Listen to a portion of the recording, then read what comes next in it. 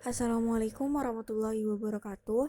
Perkenalkan, nama saya Melia Diadiri Tapusuro dari kelas 1B Akuntansi Manajerial. Baik, hari ini saya akan menjelaskan mengenai bab 11, yaitu pengawasan. Pengertian pengawasan. Pengawasan merupakan fungsi terakhir dalam manajemen untuk pengawasan atau pengendalian.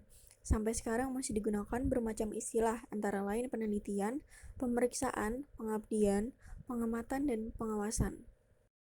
Beberapa pengertian tentang pengawasan, antara lain: 1. Pengawasan adalah kegiatan manajer yang harus diusahakan agar pekerjaan-pekerjaan terlaksana sesuai dengan rencana yang ditetapkan dari suatu hasil yang dikehendaki. 2. Pengawasan adalah fungsi manajer yang merupakan pengukuran dan perbaikan dari pelaksanaan kegiatan bahwa sasaran-sasaran perusahaan dan rencana-rencana yang sudah dirancang dapat dicapai. Oleh Konzett dan Cyril O'Donnell. 3. Pengawasan dapat diartikan sebagai suatu proses untuk menetapkan suatu pekerjaan, apa yang sudah dilaksanakan, menilai, dan mengoreksi bila perlu dengan maksud dan supaya pelaksanaan pekerjaan sesuai dengan rencana semula. George R. Terry. 4. Ada pula yang memberi definisi pengawasan adalah usaha untuk dapat mencegah kemungkinan-kemungkinan penyimpangan dari rencana-rencana instruksi-instruksi sasaran yang telah ditetapkan. Proses dasar pengawasan. 1. Establishment of standards atau menciptakan standar adalah suatu kriteria untuk mengukur hasil pekerjaan yang sudah dilakukan. Standar dibuat berdasarkan pada suatu kondisi atau kemampuan kerja yang normal. 2. Measurement of performance atau pengukuran atau penelitian pelaksanaan. Hal ini untuk mengetahui sampai seberapa jauh perusahaan di mana bahan-bahan yang digunakan, tenaga buruh yang dipakai, jasa-jasa diberikan, dan barang-barang diproduksi. Standar fisik dapat juga bersifat kualitatif. Misalnya, standar-standar yang dipakai untuk mengukur ketelitian dalam memberikan kecepatan kenaikan pesawat terbang, kawatan, suatu macam bahan kain, ketahanan warna tertentu pada kain tersebut, dan lain-lain. Standar biaya meliputi dasar-dasar untuk mengukur yang mencerminkan pengeluaran uang guna merealisir suatu program atau suatu unsur dari sebuah program. Standar modal dikualifikasikan sebagai suatu kelompok standar yang terpisah karena lebih berhubungan dengan modal yang diinvestasikan dalam perusahaan daripada biaya-biaya operasi standar. Ini paling banyak digunakan untuk investasi dan untuk pengawasan yang menyeluruh dalam perbandingan atau rasio antara lama bersih adanya penyimpangan-penyimpangan yang telah terjadi. Jadi, dalam langkah keduanya dibandingkan dengan kegiatan yang dilakukan dengan standar. 3. Correction of the deviation atau tindakan perbaikan dari penyimpangan-penyimpangan. Tindakan ini bertujuan untuk memperbaiki dan menyempurnakan segala kegiatan, kebijaksanaan, serta hasil kerja yang tidak sesuai dengan rencana atau standar. Standar pengawasan. Standar pengawasan dapat digolongkan menjadi 3 macam. Pertama ialah standar dalam bentuk fisik. 2. Standar moneter meliputi standar biaya, standar modal, dan standar pendapatan. 3. Standar abstrak atau intangible.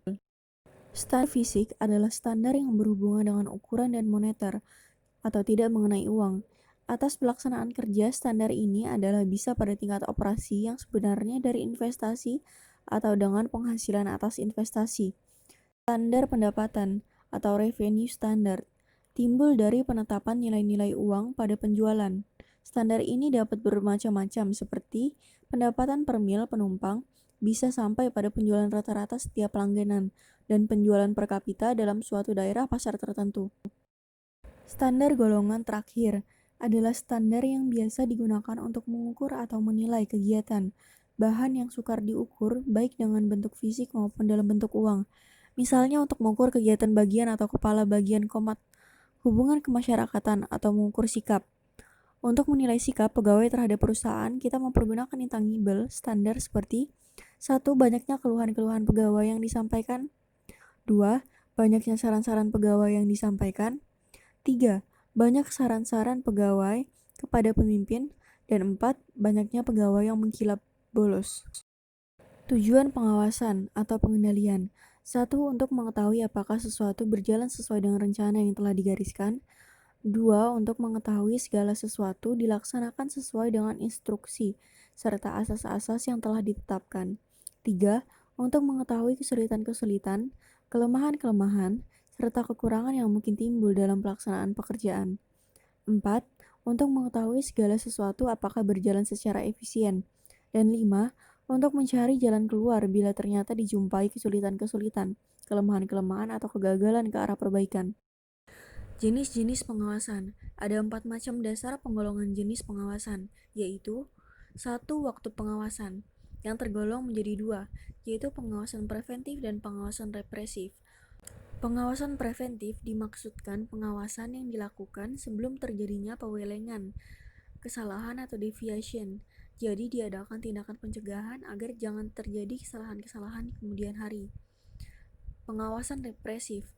Pengawasan setelah rencana sudah dijalankan, dengan kata lain, diukur hasil-hasil yang telah dicapai dengan alat pengukur standar yang telah ditentukan terlebih dahulu.